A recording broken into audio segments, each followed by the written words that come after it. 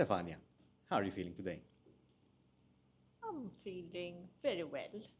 It's right after the weekend.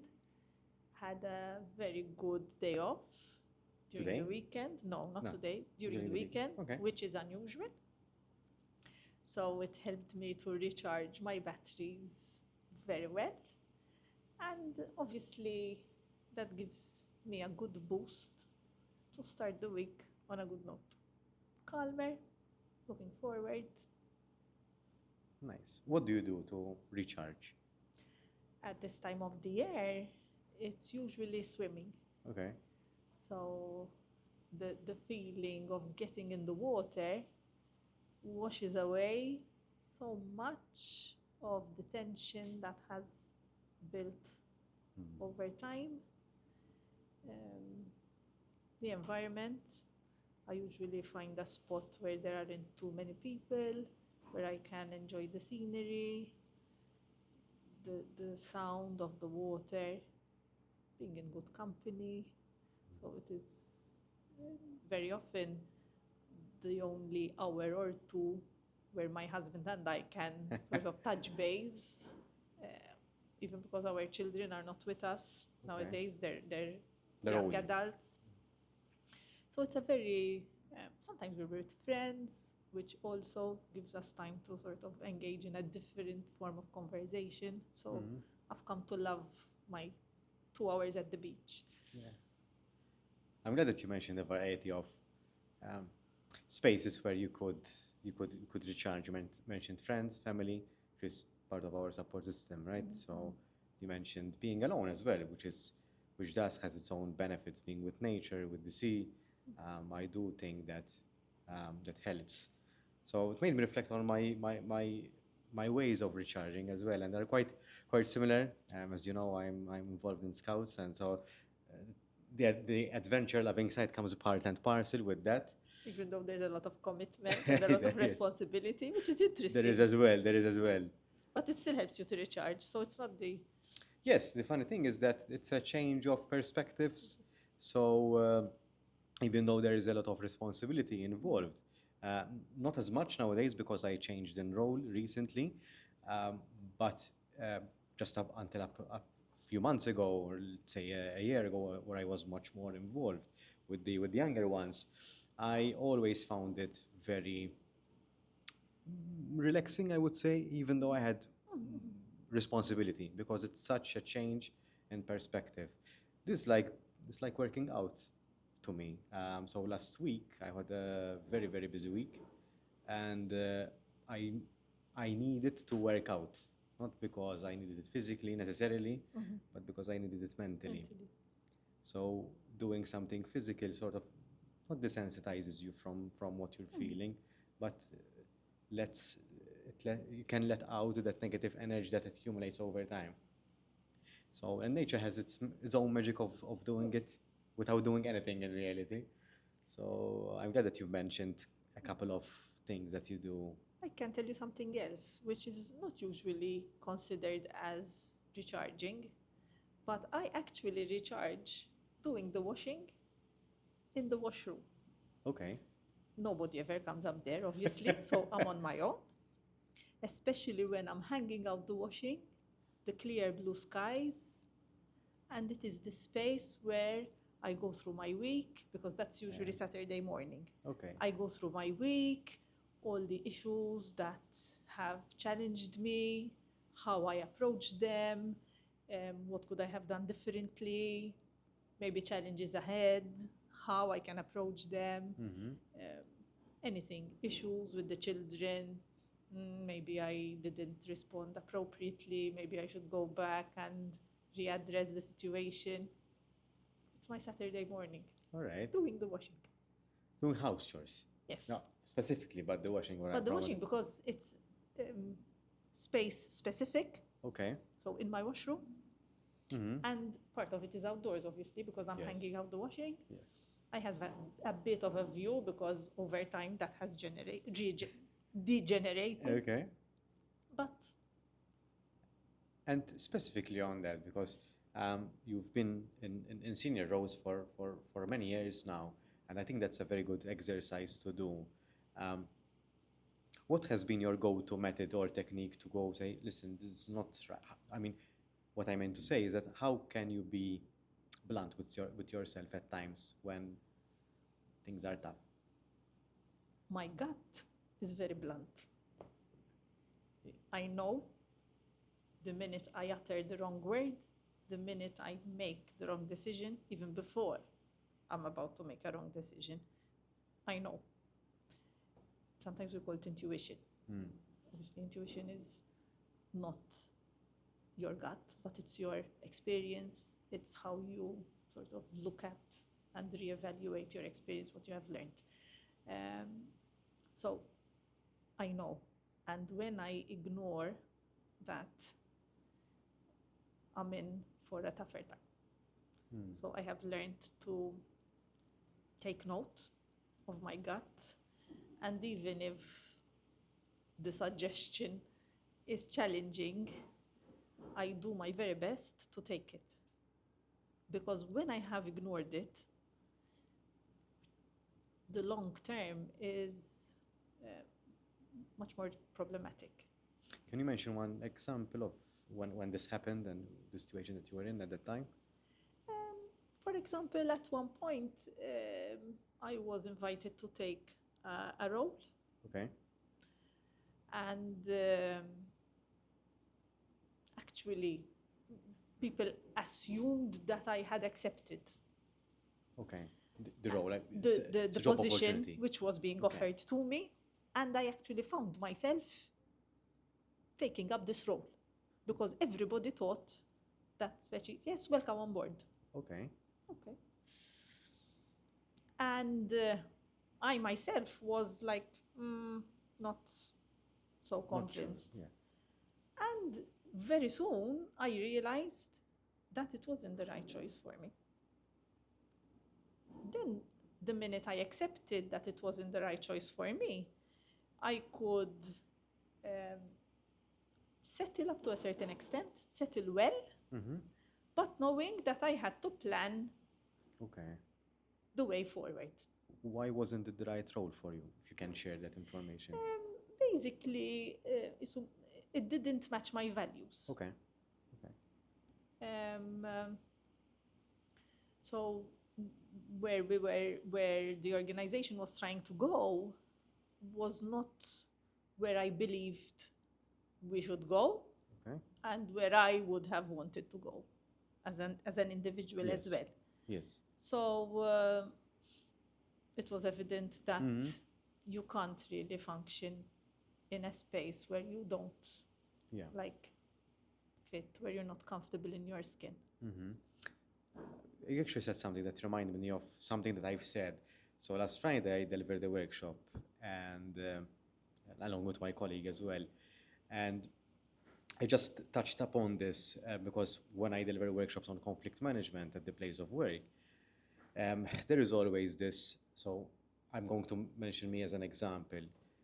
Daniel, in his personal life, might agree with something, might be flexible with something, but if I'm wearing my professional hat, let's say at work, I'm the HR manager at the place of work, and I can't accept that, for example, there is a bit of a clash between my personal values and my professional values, which might not be aligned every time with every decision or every turn. And so you have to make peace with that. Yes. How do you manage to make peace with that, or how have you managed to make peace with that in your roles?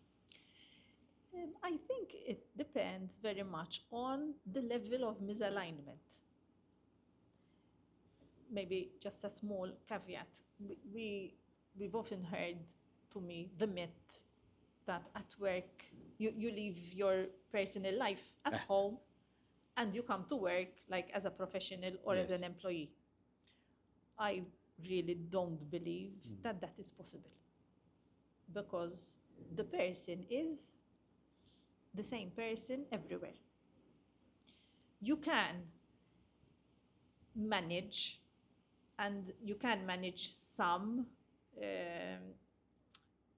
variation, but I believe that you cannot manage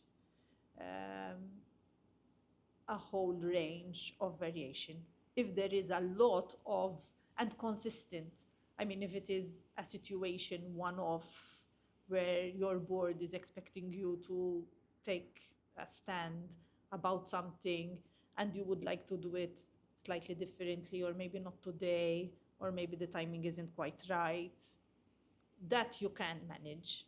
I would still try to discuss, to align the decision, and I would explain why, because your gut feeling and your beliefs are usually based on your experience. Why doesn't this fit? Why isn't this correct? And your value system, As well. so, and your belief system as well. As well. So if there is some limited misalignment, you can live with that. And there is your professional training, there is your understanding that maybe, listen, this is the right decision for this person at this time, and you can work with that. If the misalignment is very wide and consistent over a certain length of time, I believe that something needs to give. I would say that is the cultural fit that comes into play then, because you do not fit with that kind of culture, like the workplace culture in this case. So it can be a misalignment, because when we say culture, it's the vast majority of people agree or share the same value system or the same philosophy to some extent, and you might not be part of that cohort. You might not share the same value. Doesn't mean that yours is right or wrong, or the other people is right or wrong, but just not aligned. And just go I ahead. believe we see a number of employees leaving for changing employment for this reason. I've had these conversations in my role. And this is something that you see, it's something that you spot in interviews as well. This is a bit of a difference between being an in-house recruiter and the recruiter from an organization, because when you're an in-house recruiter or you're the HR doing the recruitment from a company, You'll know. you would know whether the individual sitting in front of you fits or not. It's another gut situation. Yes, and it will develop by time. On the other hand, if you're a recruiter from outside the company, and I've been in both situations, you really have to know the company really well. So, and in most cases, this does not happen, because the recruiters at recruitment agencies do not visit the company all the time. Some of them do, and we invite them over to come have a look every 6 months or every year. At least you have a little bit of a glimpse to this. And this came to me when I was working my previous employment, where my job was to employ people with disabilities at the place of work, where I had to go assess the premises, absorb as much as I can the culture, the people, so that when I go back to the office and meet with people, I would see this person fits in that environment, this person doesn't fit. So then you have to be a little bit. I think experience comes into play, and you have to be a little bit not clever, but shrewd and intuitive enough to see that. I think the gut feeling comes into play here. Does this person fit in this environment? Sometimes you have to have a bit of a conversation before, especially in my recent role. Sometimes I had to have the conversation. Listen, I don't think this is the right opportunity for you, and I'm saying it. But my interest is to employ, because we have a vacant position. Yes. But if the vacant position does not fulfill our needs or your needs, then this will not pan out well. So I'm saying it both from the interest of the company and even for your own interest, because the person might leave the job, they might have 2 months notice, and they come in after 1 month, they realize that it's not the job for them. So if I have a bit of a feeling that this might not pan out, why waste 3 months? Exactly. Fair for both. Yes, definitely.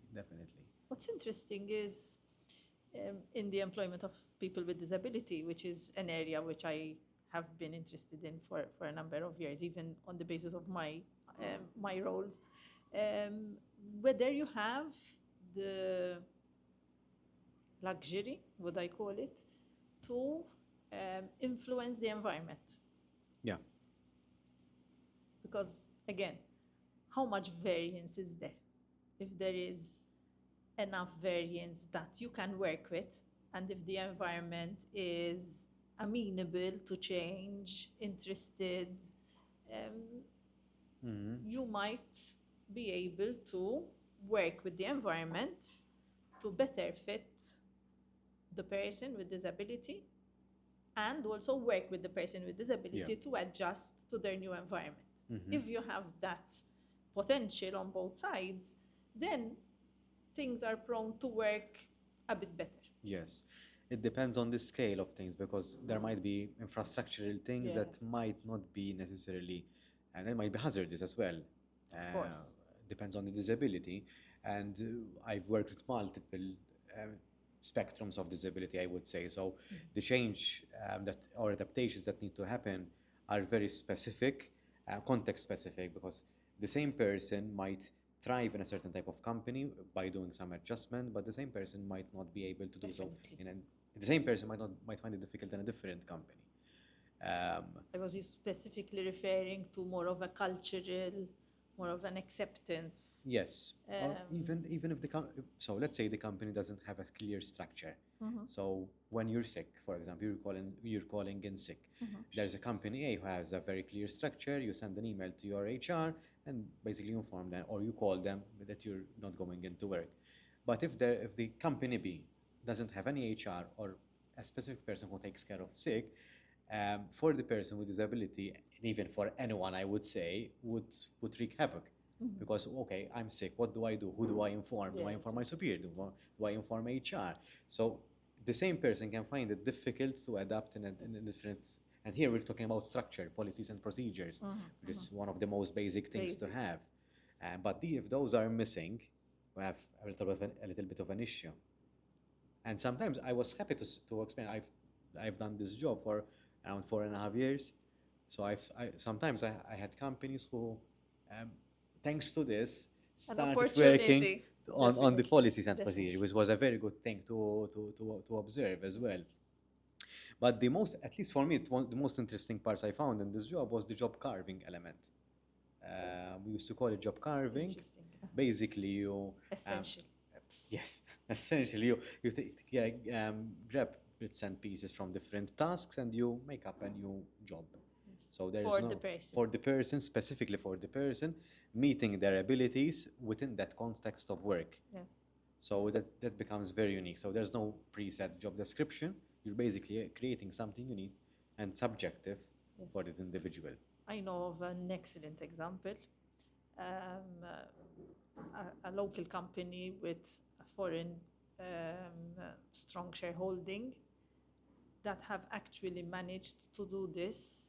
It was my first experience of coming across something of the sort, and the way how the person with quite a severe disability, intellectual disability, has actually managed to integrate at the place of work and goes to work very happily and is quite fulfilled. It's amazing. It's amazing. And it was such a positive experience seeing how this person moved from a very menial, repetitive job to this area to this new opportunity where she's like, she has a schedule and her day is divided into different slots where she goes around the company and does different tasks in different areas, which are all within her limitations, which are significant. Yeah. But yet, she has made friends in the different departments of the company, and she feels fulfilled because this taps on her ability to do this. This is more interesting because it is the area which interests her most. Then when she's tired, she has some filing to do, so that's sort of a good time to sort of regenerate.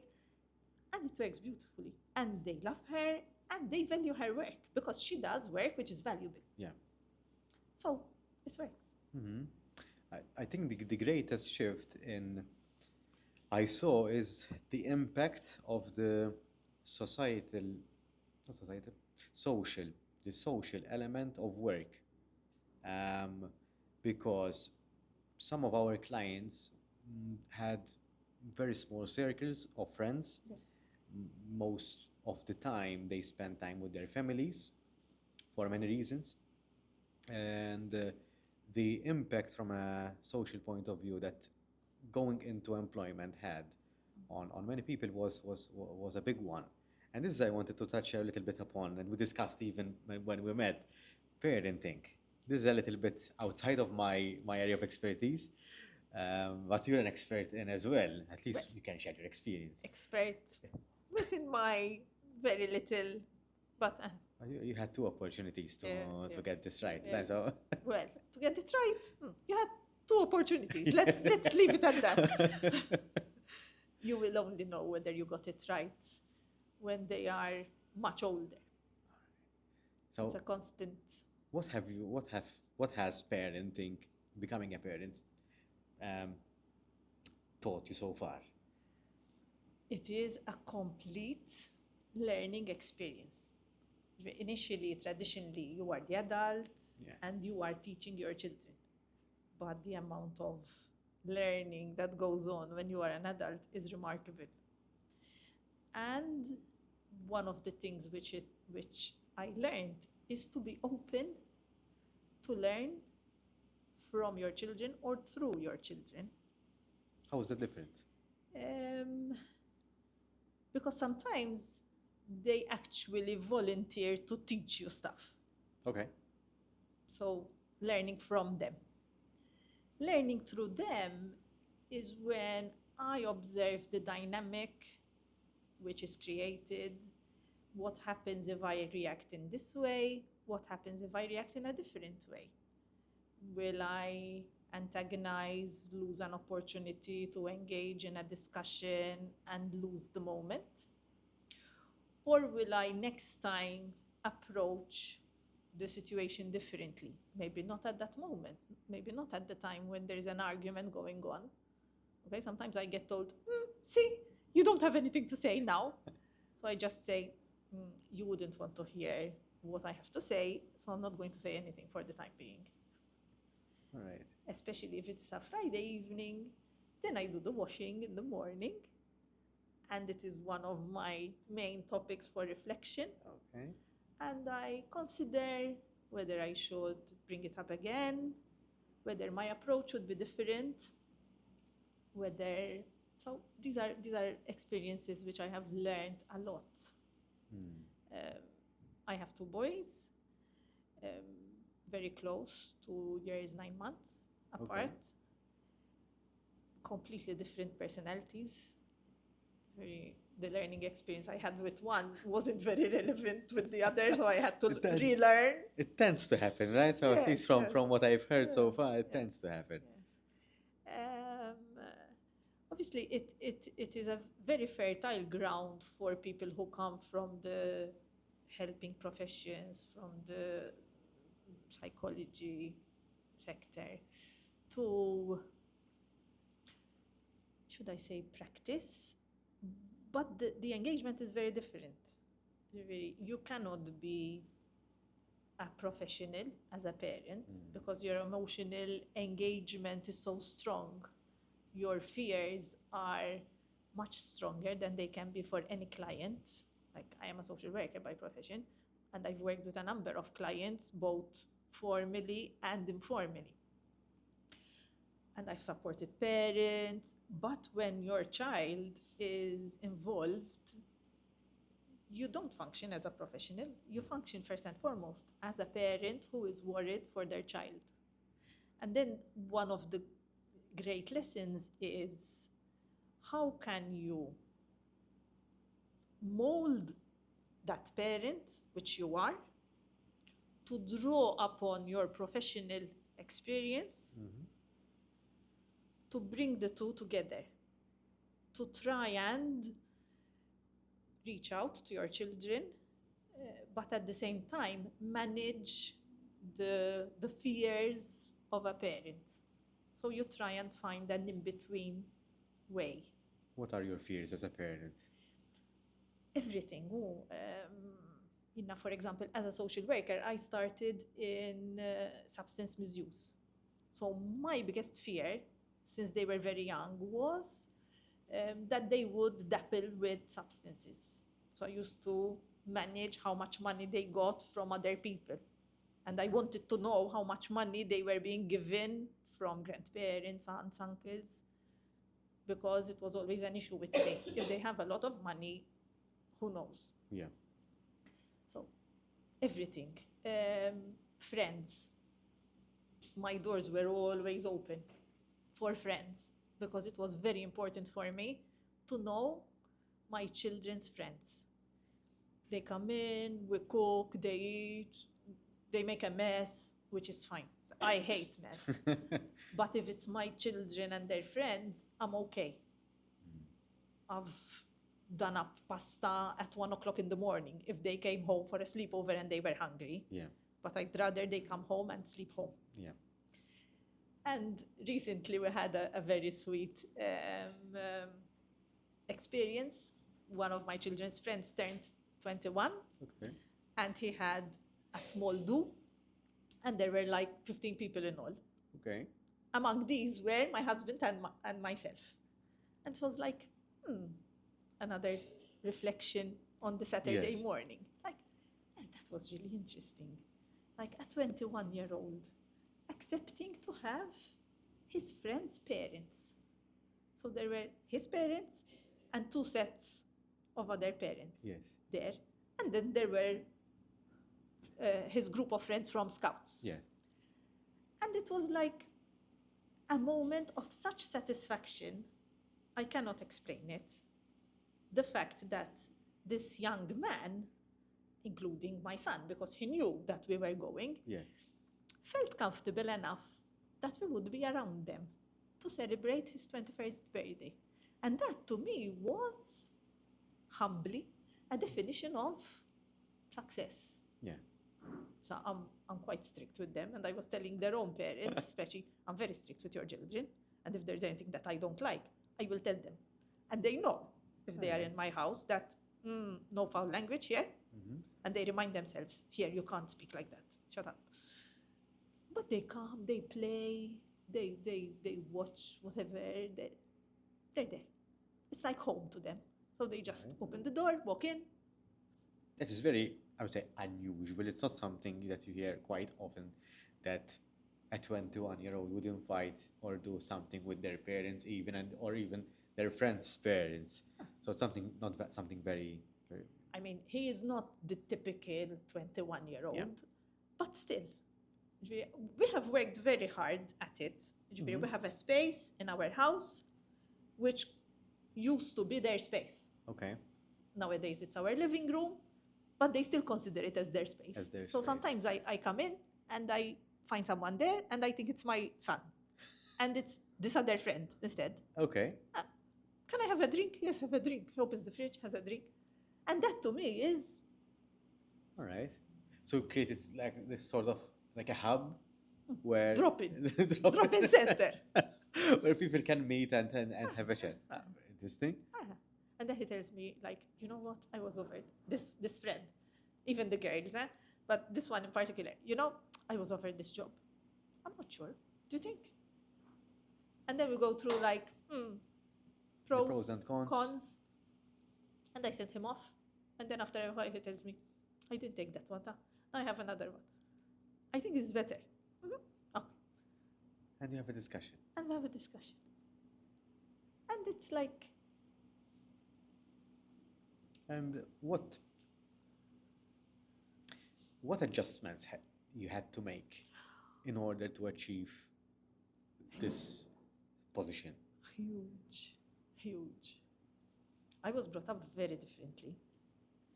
And I was a very strict, no nonsense, no leeway parent. And at one point, I realized that through that approach, I was risking losing my son in the sense that he won't be telling me anything. Yeah. there was a point where he used to tell me, from the tone of your voice, I know that I'm getting a telling off as soon as you call out my name. And that was like, okay. So even before I call out his name, I count to 10. Because So you're aware. the surge to sort of, what are you doing? I've learned to contain that. And try and remind myself, listen, my son is 20 now. He's had opportunities and he's made good choices. So I need to tone down my fear and use my energy to engage with him in a different way. Mm-hmm. It wasn't easy because I had to transform who I was, the person I was brought up as. But this 21-year-old birthday party, was shone a light on. Maybe I managed a bit. Still a long way to go, obviously, because they're your children forever. Mm-hmm. And when you get this group of friends, then you feel responsible for them as well. Definitely. So- But why do you think that this is important? Because I can imagine that you learn with every passing year. So a 20-year-old is essentially a young adult with a lot of responsibilities, but still a bit of leeway in certain areas because they're still young and they're still, from a society point of view, they're still allowed to make certain mistakes in a way. But why is it important for you as a mother to change or to adapt your role to meet the age or the current situation of your children? Now, my baseline is always when they are at their most vulnerable, weakest, biggest problem, I want them to think, okay, I can go to my mother. That is the best guarantee, the best insurance I can give them. Whereas previously or traditionally we were brought up like, don't mess up because I don't know you. If you do, I reframed that. Like, I'll be here, but I'm giving you the information to help you not to mess up. Because once you mess up, I can only do so much. The consequences you will have to carry. I can step in some way or form, but whatever consequences, and my mind always thinks of, for example, substance misuse, you will carry the consequences. I cannot take them off you. Mm-hmm. So I think that is what guided me. Mm-hmm. Being an insurance and a safe space for them to come when their backs are against the wall. And how did this continue to shape your relationship with your husband? Okay, that's interesting. Because we don't usually discuss about this, so I'm quite curious to hear your side. We used to be very similar, my husband and I, in terms of parenting styles. Okay. I have shifted. Obviously, I have a psychology background. My husband is more of a technical person. So it's more like black and white. 1 and 0. Binary. Sort of thing. Yes. Correct? Not correct? So we sort of step in at different points. So sometimes my husband steps in when, not by choice, it's more like, it's like a dance. Okay. Sort of. Sometimes it happens, sometimes I'm there. So I volunteer my input. Okay. Sometimes he's there, and then my son says, I had a chat. Okay, good. And then we reflect on it. Okay. How Papa's different, what he sees, how his upbringing makes him see things in a particular way. how I was brought up in a similar way, and then Mhm. along the lines I learned. So it's also an educational. Mhm. I think we leave space for each other and we support each other where sort of we feel that um, either of us falls short, so the other one steps in. Mhm. In overall, I think it works quite well. Mhm. Don't go off with the idea that everything is plain sailing. Trust me. I've had like feedback like, why did I have to have a social worker as a mummy? And many others. But I think all in all, thank God, because there's also an element when you have to like trust Mhm. and hope for the best. So far, things have worked out. You mentioned trust, which is very, very, very important element. At least from what I've learned so far in life, trust comes after you've proven yourself or proven a concept of, or proven a framework that it can be yourself. So trust is earned, um, and it's very hard to maintain. How did you manage to earn the trust and maintain the trust in your Um, family? I think um, so. The main aspect today is by acting on feedback. If you ask my children, they tell you she never listens. She never listens. But um, I do pick their feedback and I adjust as necessary. Sometimes slight, sometimes it's just about tone of voice. Okay. I will say the same thing, but in a different way. They might not even realize that I have shifted, but by time, their behavior will shift without them realizing. For example, my younger son um, is quite independent. Tipo, don't sort of, don't come near me. Just let me do All my right. thing and I'm fine. And I can see sometimes that this is not the best decision.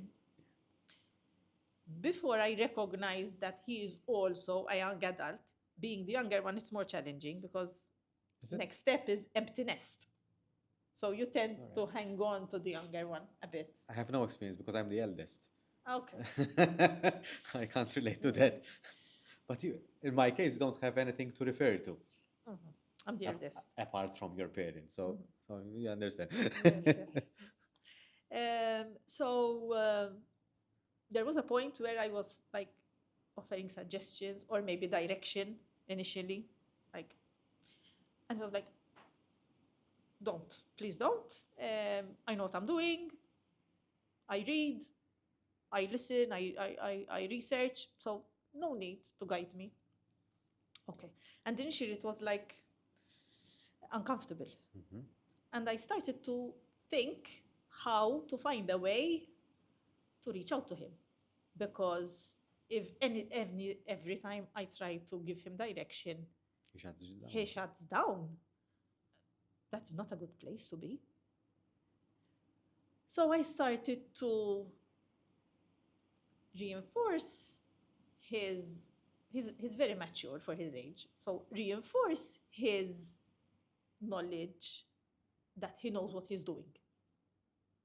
And there the barriers started to come down slowly. Okay, so she's understanding that I know what I'm doing. Yes. And add a bit of reflection or a bit of suggestion, which I know he wouldn't, because I mean, I keep telling them, listen, I have learned something in 50 years. If you're 17 or 20, For sure. there's 30 years difference. Yeah. I might have learned something on the way, so I'm trying to share that with you. Yeah. So I'm seeing starting to work now with the younger one, but he needs to be acknowledged for what he is, for what he knows, for what. So that bit I do. Is it generational? Because we hear this a lot.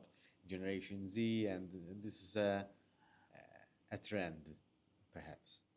I remember myself being like in my older teens and thinking, what do they think? That I know nothing? They have no idea how much I know. I had no idea how much they knew, but let's leave that. But at the time, we didn't speak up. Mm. You would just think and not have an argument. Mm. Today, you have the argument because they will tell you what they think. Yeah.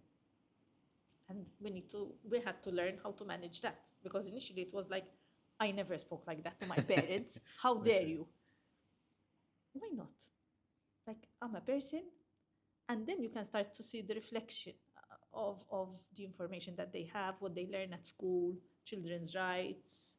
Uh, so it's a very fine line to navigate. You have to have the humility to accept that as well, because we live in an age where information is at our fingertips, and if you want to know something, you will get to know it very and at a much faster rate. So knowledge can be gained or not earned, gained very quickly. Mhm. But in order for us, everyone, to internalize the knowledge, it will take a little bit of time and a little bit of experience, and perhaps the youths, that is what they're underestimating, the internalization and then the crystallization of knowledge that comes coupled with the experience, because you can know how to do something, but knowing and doing it is a complete different story. Mhm. And one other thing which I am concerned with is the source. Yeah. Today, social media puts everything at your fingertips. It doesn't mean that whatever you're reading is necessarily correct Or true. or true or reliable or good enough for you to Yeah. plan your life. It's very hard to differentiate, even if you know what you're doing, even if you're an adult. Let alone. So now with the introduction and the accessibility of AI, it is becoming increasingly difficult to decipher between both. So if you're an expert in the field, so let's say if you're an expert in your background, social work, sometimes you might encounter something which might raise certain doubts. Is this true? Can this be true? Perhaps you might start imagine someone without that knowledge, the knowledge that you have or the experience that you have. How would they interpret that same information? So there is a lot of it's not even a maze. No. It's not. It's a very And that is how dangerous. parenting has changed. Mm. So today, I think we need to give them this skill to manage the information, to access information in the right places. So rather than telling them what they should know, guiding them where to look for information. In fact, sometimes I tell them, like, this question, for example, enough, I don't know, think of this question. Go and look it up. I'm not going to tell you what I think or what the truth is. Go and look it up Mhm. and see what you learn. Mhm. And then sometimes, very rarely, they come and say, eventually, you know what? You are right. Well, I can't relate to that, but I do have people, quite a lot of people nowadays. Thank God or the universe for that, that I coach. And this happens to me in coaching as well, because people come to me in coaching to seek some sort of direction.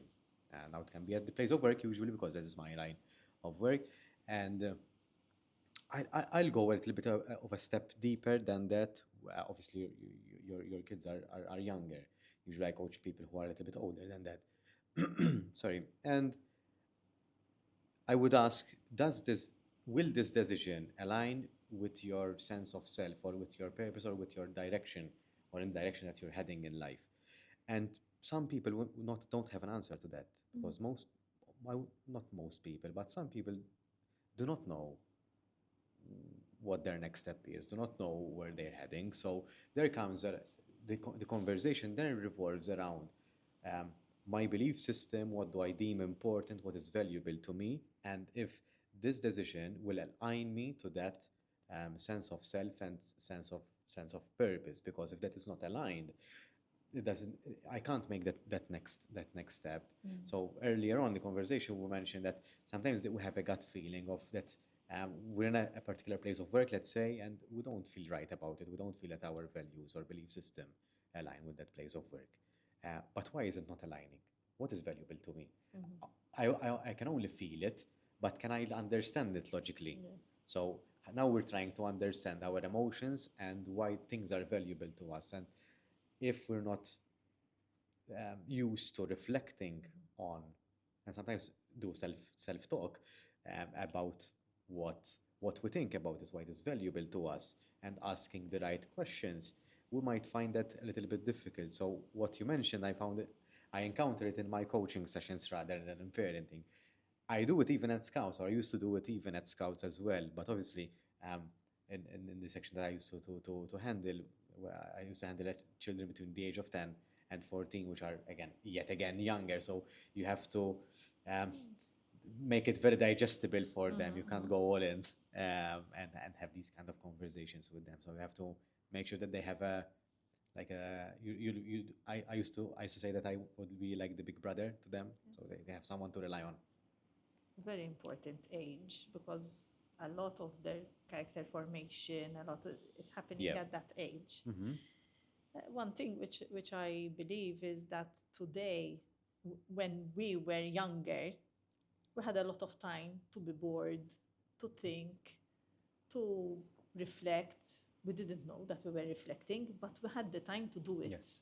Because most of our time wasn't filled up, or we were walking somewhere, for example. Or nowadays, with all the positive aspects of social media, it is a concern that it takes up a lot of their time, and they are constantly being bombarded with information, surfing. And very often I wonder whether they have the time, or they make the time to think.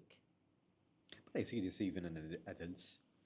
So I think we are all victim to this. So the younger ones might not have had the opportunity to develop certain skills, Exactly. or they haven't grew up in a. But I see adults who are older than myself who have forgotten all about these kind of boredom days, or the days where I have nothing to think about, and to simply do nothing just to be creative, because creativity comes from boredom. At least that's the general idea, or there have been studies about this.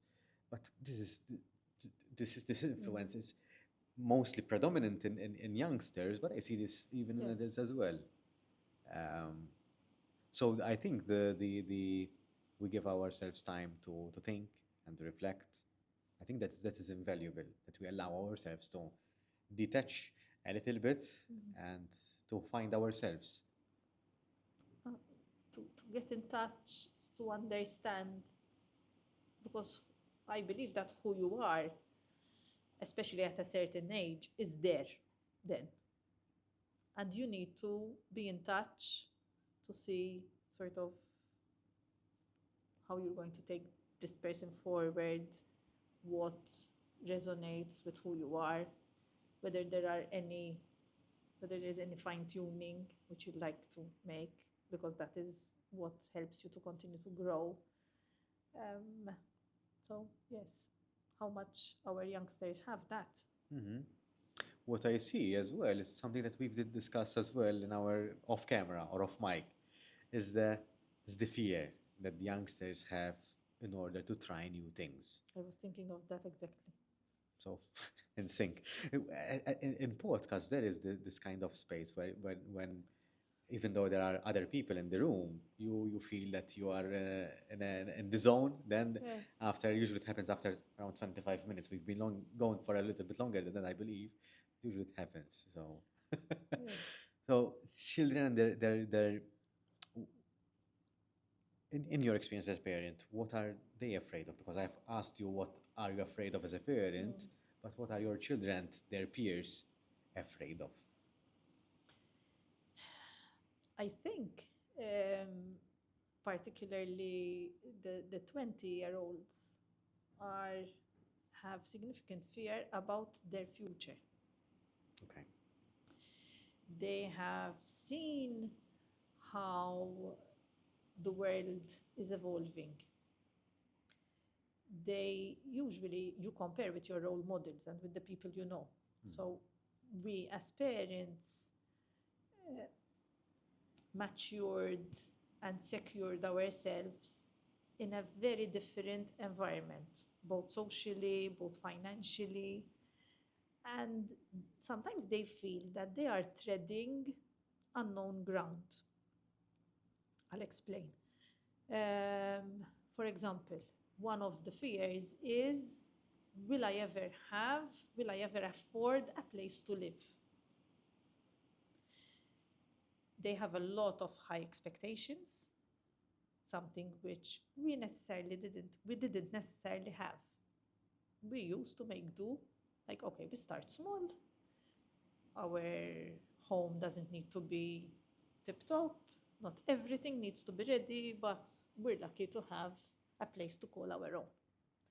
Today, because they are exposed not to us or to their friends' parents, but because they are exposed on social media, they imagine that they should have like the biggest home possible, ready to the T when they are going to move in maybe 5, 8, 10 years time. And the conversation there is like, you need to start small and work your way up. And they look at you like, really? So where they're getting their information and what information they're getting, there is a point again where their experience and their assessment of reality, what you're seeing is not necessarily real. But there's one person who attained it, yes. But do you know how many people there are in this world? Like, if one person attained that, so what? You need to sort of remember that you're living on this island with these challenges and with these opportunities. And making your way in life is about investment, hard work, diligence, pacing yourself. So, and that is another responsibility of a parent to sort of help them manage their expectations and manage their fear. Because, and I have read a lot about this, when the fear is so big, so overwhelming, it leads them to a point where they give up. I was reading about it before I had my conversation with my son. And the minute he told me, I will never have a place to live, confirmed what I had been reading. Really, to him, the challenge is so big that you withdraw. And that is a very interesting observation, which applies to so many aspects in life. One area where we see it in everyday life with children is with schoolwork. When children are very afraid of maybe a task that they have at hand, they might, rather than take on the challenge and find a way how to work it out, because of fear of failure, they withdraw and not even try. So to avoid failing, they don't try. And this brings to mind, how many children are we seeing dropping out of school, or early school leavers, or not doing as well as we expect them to? Is their self-esteem, is their assessment of themselves and their capability to face a challenge shortchanging them, making them withdraw? Have we, as a society and also as parents, protected them and done so many things for them that we have prevented them from developing certain skills which give them the confidence to approach whatever challenge they face. Mhm. So these are questions which, as I look around me and as I observe what is happening, strike me very strongly. Have we divested our children of the skills and the capability to actually face life? And how can the gap be bridged? Eh, if I respond as a parent, is like step back early on. Step back. That's why I love scouts. Like, they're going to get dirty, they're going to sleep rough. Step back and let them do it. Probably my generation was one of the last generations where children played on the street. No mobiles. You had the time and you had to come back home. Hopefully by that time you were still alive, safe in one piece. And if you weren't, nobody would know before you came home, or somebody came home to report that you weren't. Definitely. So people lived.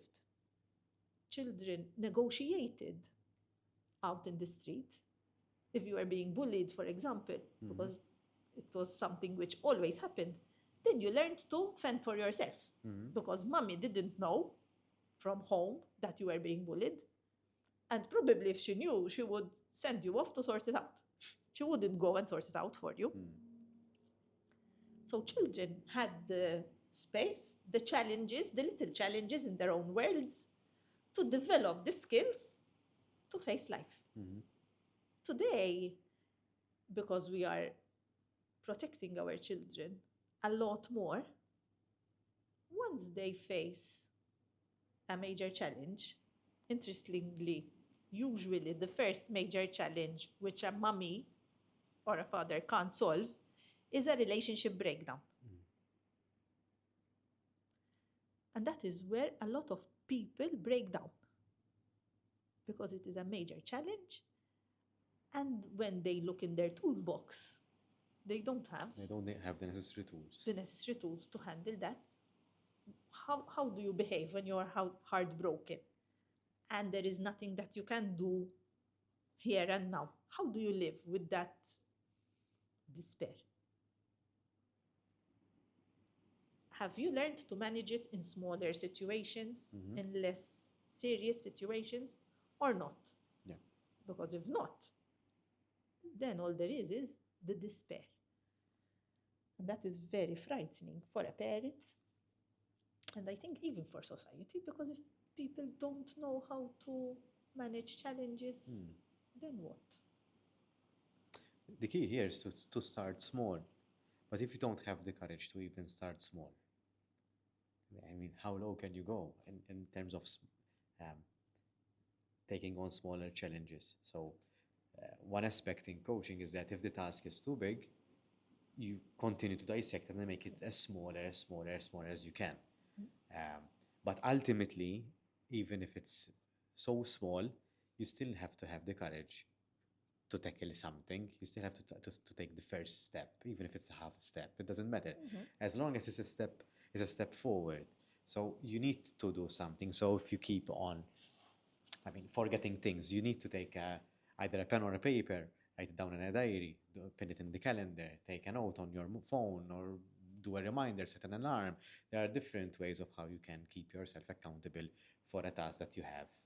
So, but I think you have to pick one, and you start doing different techniques, and then be exposed. And I like this one, I don't like this one. So I preferred writing things down because I'm a tactile person, for example. So, or I prefer having everything on my phone because I like to have one system and I can access it from everywhere, for example. So there are these. So my point is that you still have to have the courage to take that first step. So what happens if you don't even have that courage to say, let me try this?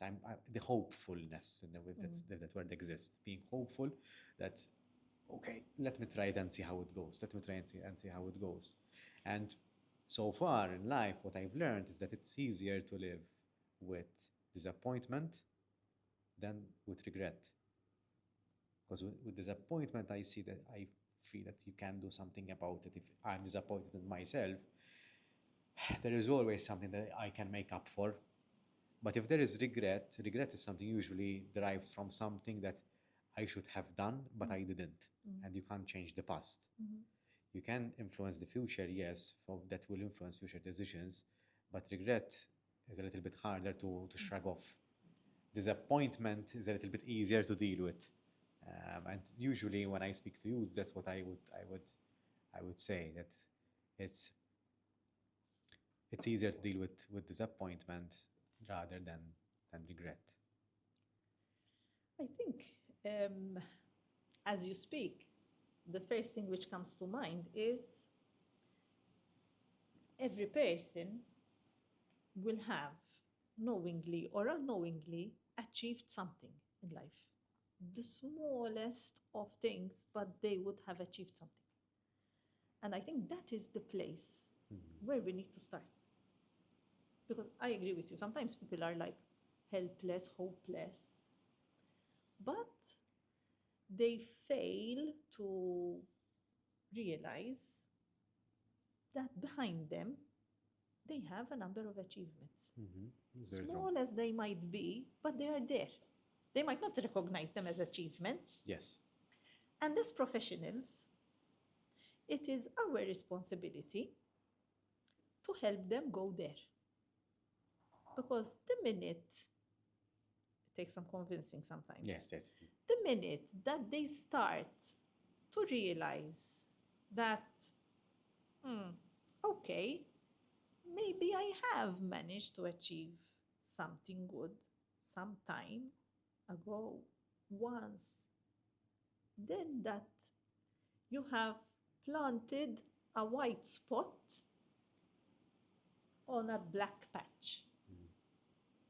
And the recognition takes a lot of work, but the recognition of self, the self-awareness, the self-esteem will have started to shift minutely, but it will have started.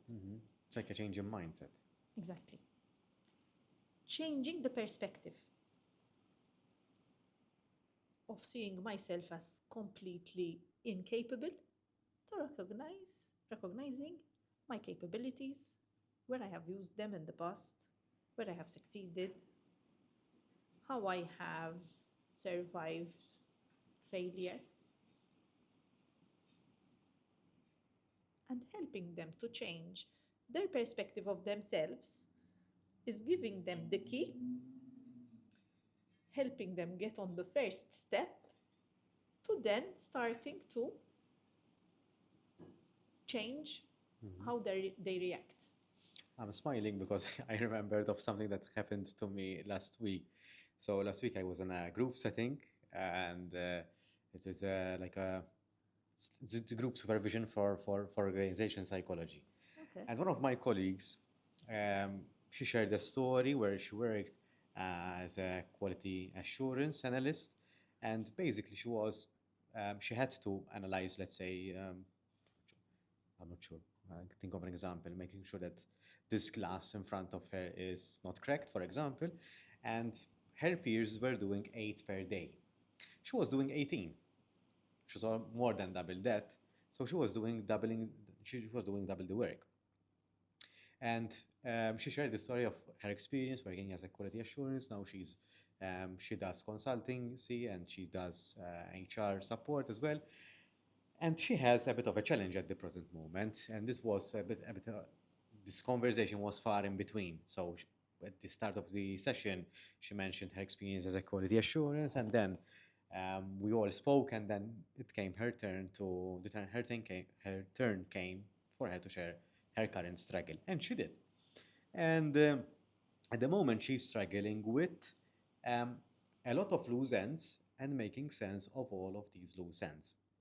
And I asked her the question. You reminded me of this because I took her back to 8 years ago when she was doing that job, and I told her, "Listen, you've managed to double in the work because of your strength, which is having an eye to detail, and you could double that, so that was a huge win.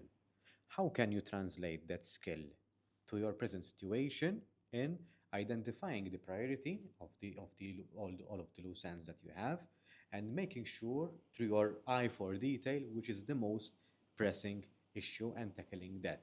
It was like, okay, it was like a eureka moment for her. And I think that goes very well with what you just said, just that white dot in a black canvas. And ironically, this happens to us as professionals as well, as you rightly say. Sometimes you need an external person to reflect and to reflect back to you the good that people see in you, which you often can't see. Sometimes I imagine that people get bogged down as though they're deep down in a well, and all they can see is the darkness around them. And we need to hand them aspects of their character, of their life, which they can use as stepping stones Yeah. to climb out of their well. And it takes a person from the outside Yes. to hand you bits and pieces. Ideally, people who know you, Yeah. people who've seen you succeed, people who pick certain traits in your character, People who wish you well, who wish you well, yes, yes. because you need to wish well to someone to give them advice so that they can be better. I'm pretty confident that most people are good people and they would be very amenable and very much willing to support a colleague, a friend, a relative to feel better and to do better. I think the biggest challenge in this situation would be how much the person is receptive. Because very often, when we are caught up in a dark patch, we tend to sort of receptive and in tune with their values and belief system, because let's say starting off a business, one one would say, why are you starting a business? It's a lot of hassle, you have to keep on working day and night, you will not rest. How come you're going to sustain a living out of that if you don't have an employer who's going to pay the bills? There's a lot of insecurity. If you're not strong-willed, you will not take up that first step. So that's what I meant with wishing you well. There's a difference between this is the risk. This is very much like in parenting, I would assume. So these are the options. This options has its pros and cons. This option has its pros and cons. Whatever you decide, you can always come back to me, like your son's friend, for example. You can always come to me and we brainstorm again. So it's not the end of the world if something fails. So we can always regroup. But instead of me telling you not to do something, do it with responsibility, do it with diligence, do it with commitment. But if it fails, we regroup and we think about it. But some people try to block that progress. It doesn't happen to me, or at least if it happens to me, I don't let it affect me. But in a previous podcast conversation, I had the guest say that there are people who try to block your way by, I'm trying to find the English term. They make you give up. discouraging. Yes, that's the word. Thank you. They try to discourage you from making that next step. So that's what I meant with wishing you well, because I feel if you wish well to someone, you will disregard your own needs and wants and try to support that individual in front of you as best as you can, even if you not 100% agree with something. Now, I'm saying it so not to encourage someone to make use of drugs, for example. So that's that that not something that they will harm themselves through the activity. So something that can broaden their horizons, for example, broaden their perspectives. So starting off a business, for example, starting a new venture, changing jobs for that matter. So why discourage people from a next step? No one has seen the future. Might as well go through it, and then if it works out, it works out. If it doesn't, we'll regroup. Yes, it is very natural for people to as you said, reflect their own issues. So very often, even as parents, sometimes we are so afraid that we come up with all the reasons one can think of why they shouldn't do whatever. And as professionals, we have the responsibility to help the person explore his own personality traits. For example, there are people who would never run a successful business because they don't have what it takes. For example, they are happy to work 9 to 5. Yeah. Can you run a business on 9 to 5? One would need to think, check. Are you ready to do more? But it is not the professional or whoever is suggesting putting spokes in the wheel.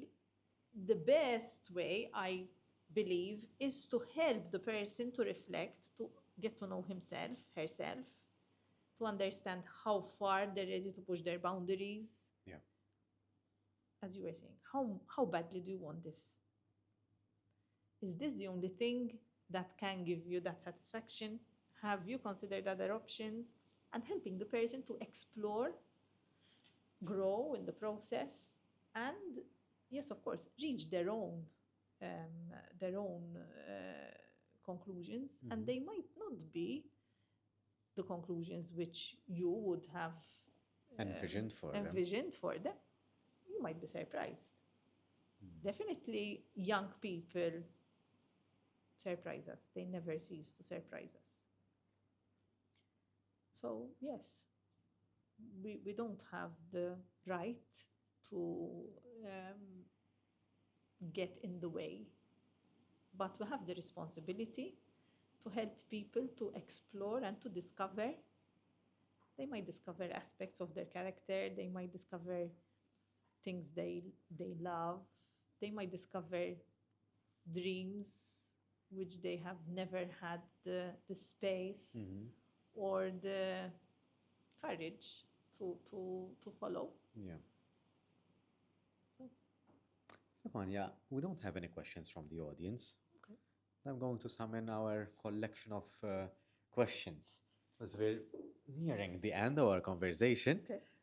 We've That been, went by very fast. we've been going for almost an hour and a half. Okay. So that's. I've always known to be talkative, so I am talkative, so I will be the first one to admit. So. this feels very risky.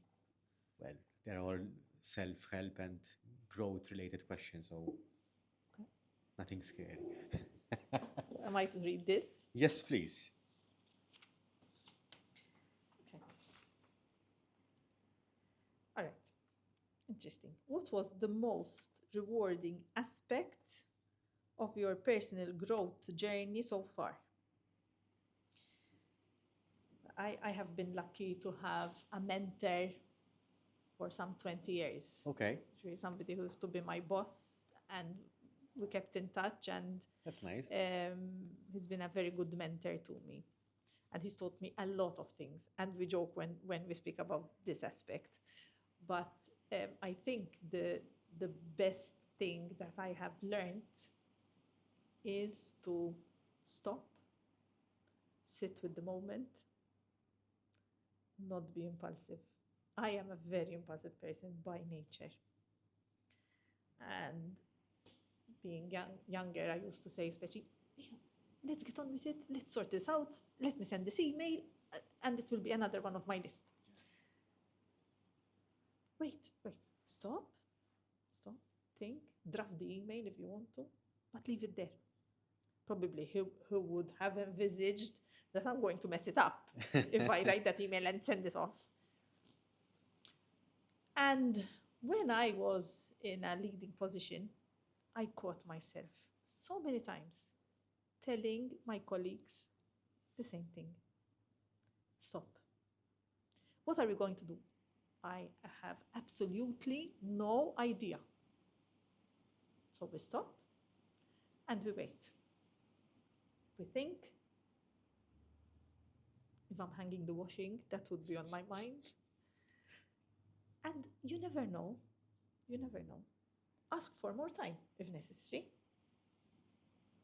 Let's reconvene. Let's see. Let's share ideas. Let's discuss. Let's consult. But wait. If things are not clear, if you're in a rush, if you're angry, if you're afraid, wait. And I think that has been a lifesaver in so many situations. So many situations. Like the morning after, somebody comes and say, you know what, thank God we waited. You know what happened? And did you read the news? I mean, we were handling public funds. There were so many situations. Did you read the news? Did you see what that one said? Do you know what happened? And it's always my greatest lifesaver. So the ability to pace Yes. yourself. Yes, yes. Even with children, even on the road. So I think it has been a very enriching lesson. Stephania, thank you for answering the question. I loved the story aspect to it and the journey that it took for you to arrive at that point. Because I could see it in your eyes that it was quite the journey. So thank you for sharing that lesson with us, and thank you for the conversation. It has been a conversation about humility as well. Even though I'm not a parent, I appreciated the humility it takes to learn from, and I was reminded of the humility that it takes to learn from younger people or people who are less experienced than us in in a particular area, and to give them the space for them to grow and to teach us back.